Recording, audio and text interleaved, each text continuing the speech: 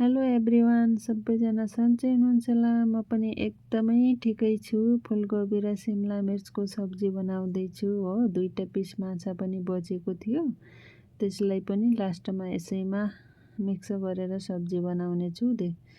हेर्दै जानु होला हो। माछा चाहिँ पहिले नै फ्राई गरेर राखिसकेको छु मैले।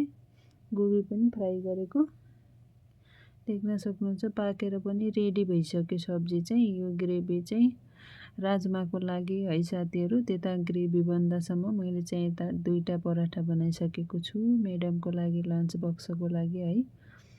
देख्न सक्नुहुन्छ। अरू चाहिँ राइस कुकरमा भात बनाएको छु। ऊ चाहिँ उतैतिर अब भिडियो बनाएको छैन।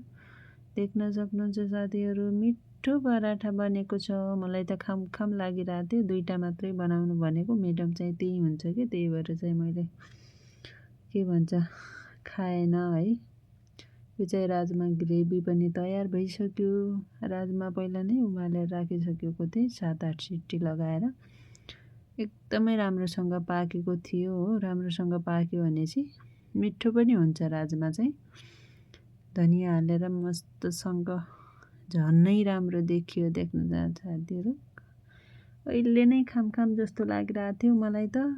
टेस्ट गर्दाखेरि एकदमै मिठो बनेको थियो है। कस्तो लाग्यो त मेरो भिडियो? लाइक, कमेन्ट, सेयर गर्नु होला। सबैजना फलो गर्नु।